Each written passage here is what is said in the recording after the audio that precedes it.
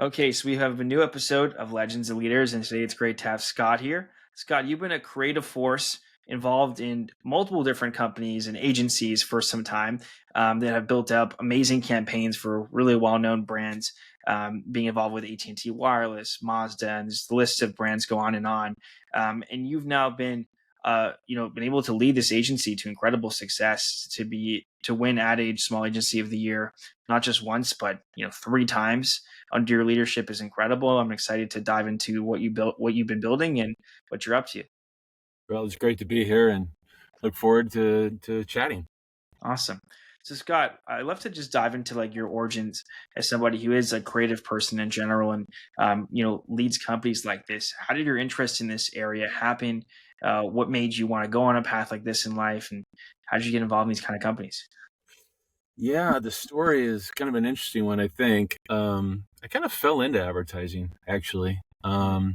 Didn't, set out to be in it.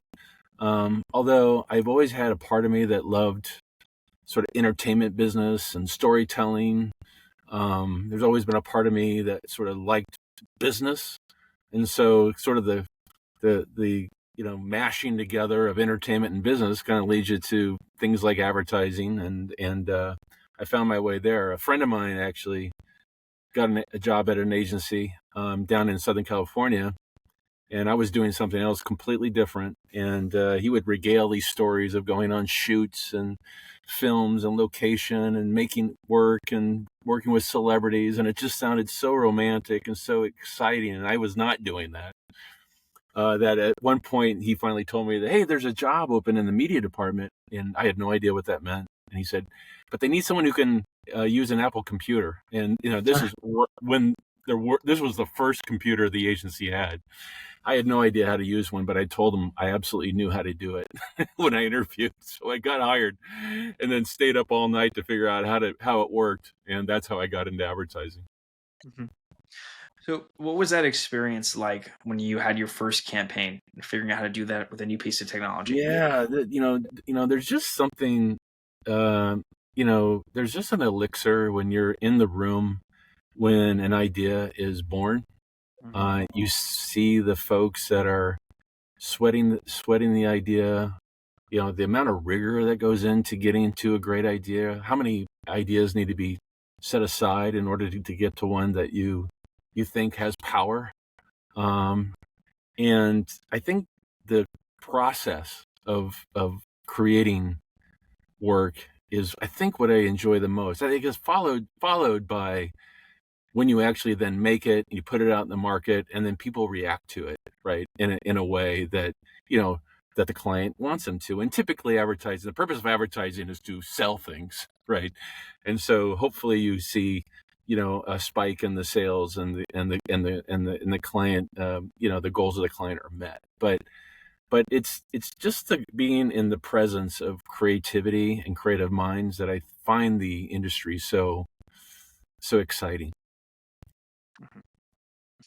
So, since you started being involved in building out, ads and campaigns, how have you seen technology evolve to the like? Has there been major technology shifts that have really changed the way that you create stuff? I mean, obviously we have AI right now happening, but what have you seen?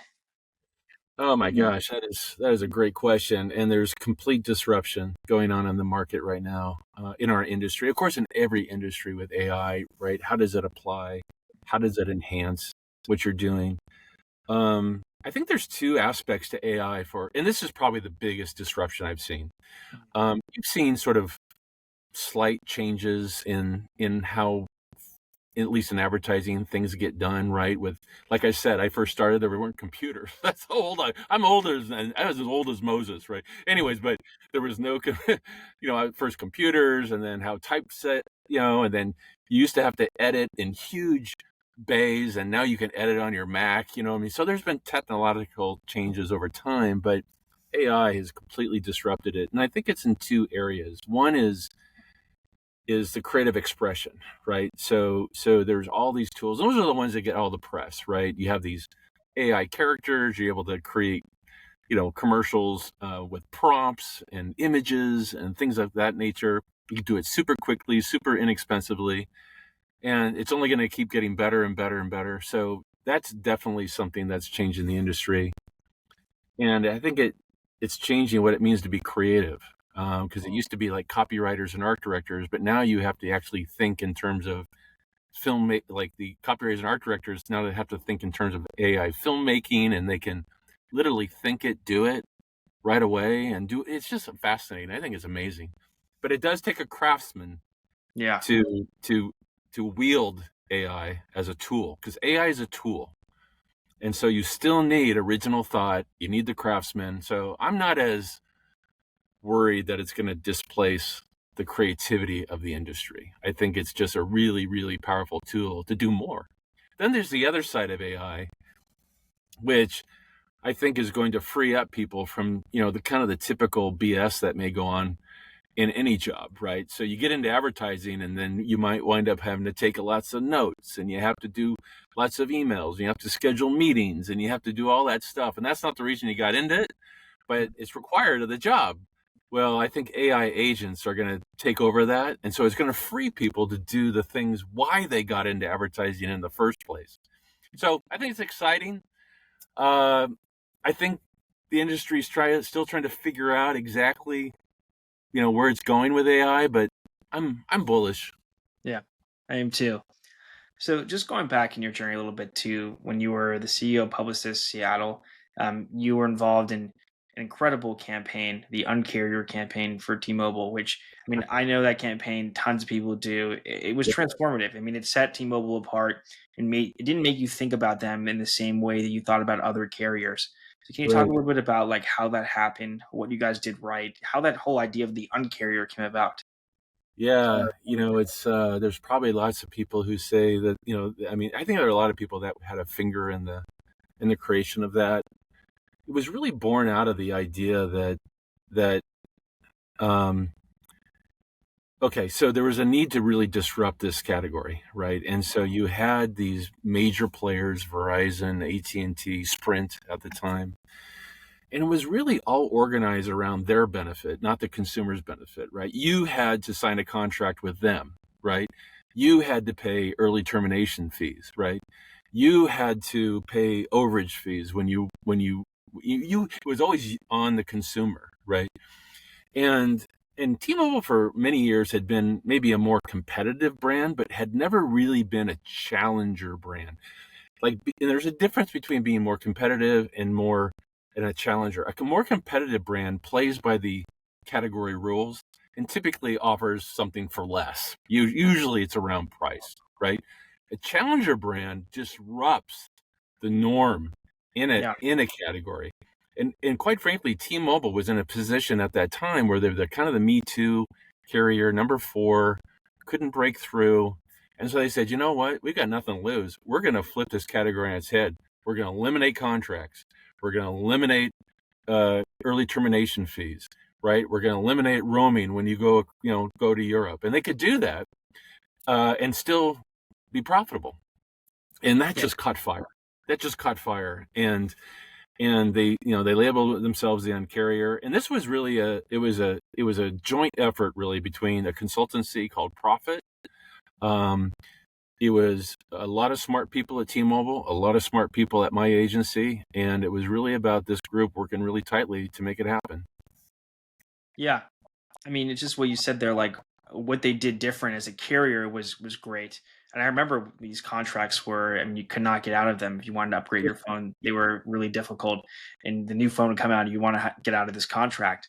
Um, but labeling it the Uncarrier and explaining all of that, like Yeah. that labeling was such a differentiator. What was there more that went into it from a marketing standpoint of like how did you kind of creatively activate around this? Well, what's interesting is that, I mean, it's so any kind of like memorable creative usually has tension involved in it. Like there's a tension that is then dramatized and then released. And of course, there's a lot of emotion when it comes to your wireless phone, right? People will pay their wireless phone bill before they pay their heating bill. I mean, it's that important in your Yeah. life, right?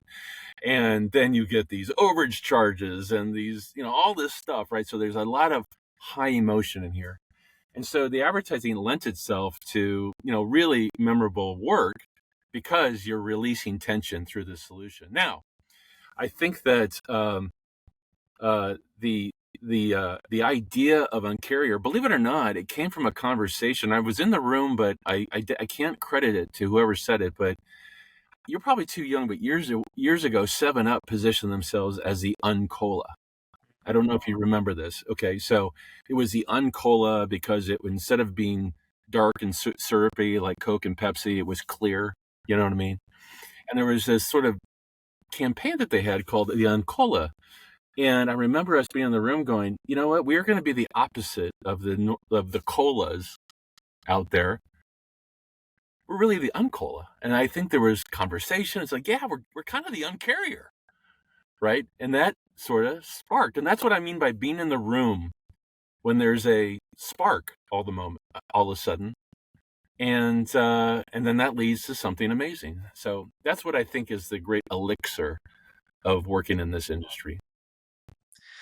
So when did you decide it was time to move on? I mean, I think it was quite some time, almost 20 years, right?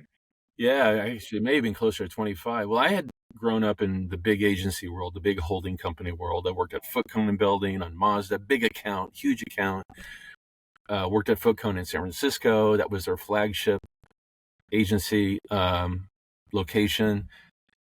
Worked on AT&T Wireless, huge account. Got brought up to Seattle for Publicis, launched T-Mobile, worked on that for 15 years, huge account. And the thing that it came down to was, and it's great, these holding companies are amazing talent, amazing resources. But I kind of wondered, like, okay, am I doing well because of the structure around me, right? Or could I actually do this on my own, right? Like without the structure, right? Could I still sort of have this, great career without the safety net, if you will, of a holding company? So, and I was also kind of getting worn out on just like running these big, massive, accounts. I loved it, but it was 7-day a week job. So, Jim Copacino called me and he said, listen, we're getting ready to retire, Betty and I, and it's Copacino Fujikado is the agency that I currently own and with some partners. He said, listen, we're getting ready to retire. We have some people internally, but we need somebody from the outside to come in and make sure the agency sustains, beyond us. And so I joined them 9 years ago, right before COVID. I took ownership with two partners, and it's been a great ride. It's been an amazing ride, and it's been very interesting running an independent agency, and then trying to, of course, run it in a way that gets recognized, like it has been, and we're really appreciative of that with Agency of the Year and things of that nature. So. Once you took it over, what was the initiative right away to just make this into such a creative place that would win Yeah, awards? yeah, that's great. That's a great question. Um, well, it goes about, there's a lot that goes into, making work that works and work that's relevant but unexpected. And I think the main thing is that the structures that I came into is really that Jim was really the creative sort of genesis, and he worked on everything. And there just needed to be more of a bench strength in the agency, and more people needed to contribute to the creative profile of the agency. And we didn't have a strong strategy group that would work to sort of unearth the human insights that lead to good work. And so my main thrust was bringing in the strategic rigor that underpins great work, and then being extremely, well, let me put it this way, making sure the criteria of work that went to the client was at a threshold that we would all be proud of.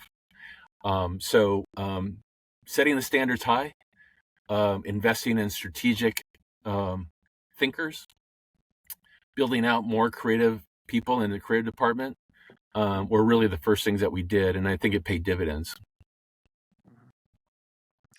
So when you were building up new creative campaigns for brands, at that point, your approach must have evolved from all those years. What is it like when you take on a new brand and figure out, what to do for them? How do you identify how to explain their voice, channel their voice in a new direction, maybe stuff like that? Yeah, that's a great question. We do bring on new clients, and typically they have come to us because their brand or slash sales are in trouble, right? Something has instigated this search for an agency. There may be a strategic issue that they feel that we can uniquely solve. So, for instance, it could be we want to speak to a new generation without alienating the older generation that's part of our brand. You know what I mean? That's like a typical kind of thing. Mhm. Or we're trying we need to relaunch our brand because it's lost relevancy within the competition. Like there's been new entrants into the competition, and we're no longer the leader. We're now the challenger, and sales are going the wrong way. So there's usually some thing that instigates the search, and then we get in. We talk with the client. We get into what's working, what's not working. They know their business better than we'll ever know, but we get up to speed on it as fast as possible. We try to really get under the hood about who their target is. What's their mission, what's their vision, what's their brand promise, what are the reasons to believe that this brand is something that would be special to this group. So there's just a lot of interrogation that goes on into this sort of this current situation, if you will. But we believe very strongly that advertising works best when it speaks to a human truth, right? Something down deep inside us. And they look at brands and they go, "Oh, that brand gets me. I see myself with that brand, right? That's a brand I like, and people like me buy that brand." And so we really try and tap into the bullseye targets mindset and how to make sure that the brand sits in a good place within that target. So there's just a lot of like work that goes into it, and that's how we try and help brands. Mhm. What are some of your favorite advertisements you're building out right now? Well, if I look outside of course, I love all my children here at the agency, right, all the campaigns, and maybe I'll come back to that in a moment. I do think there's some interesting work going on right now, and specifically, I would say the insurance business, right? So if you look at the insurance business, the whole thing about that is brand recall, right? Because basically, all those insurers basically offer the same thing, right? And when people need insurance, right, it's really about memory structures and do I like that brand? Because there's not a lot of product differentiation within insurance. And so you look at these brands like Geico and you look at their campaigns, right? You look at Flow for Progressive, right? You look at Allstate Mayhem. You look at, Don't Turn Into Your Parents, all these campaigns that tap into these human truths. Their whole goal is to make the brand likable and and memorable, right? So you have these pathways. You have a Geico, right? I remember the lizard. I remember Flo and her lipstick and her white outfits. I remember Mayhem, right? And so I think it's really interesting because the insurance business used to be very like, you know, Mutual of Omaha, very serious, Mhm. very, we don't talk this way. And now it's like, I just love to look at how that's changed and the amount of money that's being funneled into insurance advertising. But what I like about the work from my agency, like I said, it's really based on human truths or sometimes a category truth. And I think we're really great at dramatizing products in a way where people can relate to them. Um, we recently did a campaign for Sound Transit, which is the local bus service here, and it was using people become zombies when they just get into habits of always driving their car. Have you ever drove your car and you go all of a sudden you're driving and you're going, God, I don't remember the last 10 minutes of me driving my car because your mind is racing. Anyways, a great campaign. You should go online to look at it. But we like to think in ideas beyond just ads. Mhm. So, for instance, one of our clients is Visit Seattle, right? And we want people to come visit them during we call it the cozy season here, which is the rainy season, right? And a lot of people don't want to visit a place that rains, right? So what we did in the summer is we created a rain booth, like a kissing booth, but a rain booth. And we went down to LA, hot places that were kind of water starved, and we created this rain booth where you could have the most romantic shot possible, which is kissing in the rain, right? Yeah. Don't you always watch those movies where Yeah, the protagonists are in the it's rain funny. kissing and who cares, right? And so we had this kissing booth where couples could come in and kiss in the rain. We take their picture on a Seattle backdrop, and then we give them a discount to stay at one of the downtown hotels here during the cozy season, we call it. It got tons of press and tons tons of people use that coupon to come visit us here in Seattle and experience that cozy season. So that's a big idea, right? Yeah. Expressed as an experiential, um, event, uh, and it was just fantastic, and super proud of that. How does an idea like that happen? Well, that's the thing, right? That's the magic, right? Mm, And really what it comes down to, listen, professional services, whether it's lawyers or doctors, or I'm sorry, lawyers or accountants, or I guess doctors, and it's the caliber of people, right? And there's just people that think differently, and they see what other people don't see, right? Comedians do this, right? Comedians see what other people don't see. Like lots of comedians will say, "We'll take something that we all see and then flip it on its head," right? And that gets the laugh because people go, "Oh my God, that's so true," right? So, anyways, but it's really the caliber of people who think differently. And so, I'm sure the brief came in from the client saying, "Listen, we got to increase hotel stays." We'll just stay on that kissing in the rain idea. We got to increase hotel stays during the shoulders. They call it the shoulder season because obviously hotel stays decrease during the kind of the rainy months of Seattle. And so you go, okay, well, how do we take a negative and turn it into a positive, right? And that's where it's like, well, have you ever kissed the one you love in the rain? It's the most romantic thing you would ever do, and you should do it here in Seattle because it's a beautiful city mm, that loves that embraces romantic getaways. yeah. And so, I wish, there's no machine that cranks out this work. AI isn't going to crank out this idea, right? They're not going to have this original thought. And as long as there's original thought, there's going to be a role for advertising. And so that's why I get out of bed in the morning, because I walk into my office and I say, something cool may happen today in my office. I Yeah. might be in the room where I see a big idea come to life. And that happened with T-Mobile, with Who's in Your Fave 5 was a campaign like that. It happened with Uncarrier, right? It happened with, Mazda, so it happens and it's exciting. And I think that's why it's such a rewarding career. Mhm. Scott, just the last question I have. What are your goals right now? What do you want to accomplish? Well, I have like all kinds of goals, right? You have like the big audacious goal, right? And then you have sort of, financial goals and all that kind of stuff. I have a goal where I want to have an agency where when people come to work here, they'll do the best work of their lives. Okay. So I need to create an environment of which that's possible. Okay. So that's a goal. Then I have a goal that um, I'd like to have some brands, like I used to when I was working for the holding companies.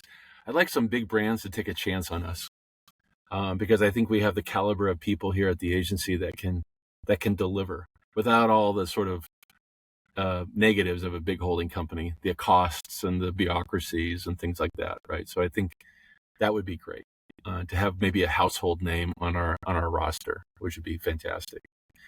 Um, I like to be a place where we're kind of a teaching hospital too, in a way. I'd like to be bringing up the next generation of thinkers in the agency, and my I would love it to have a legacy where some of the next big titans of the ad business grew up here at Copacino. In fact, that has actually happened even before my time. the fellow that came up with Opt Outside for REI was a copywriter here at Mm, Copacino. mm. So we can do it again. Yeah. So those are some of the general goals. But obviously, I could look at it, put on my financial hat, take off my creative hat for a moment, and go, well, I want to grow 15% year over year. I want to have Yeah. EBITDA. I want to do all that stuff. But you know what? I didn't get into business for the financial part. I have to do it, but I got into the business because of um, Yeah. the creative world.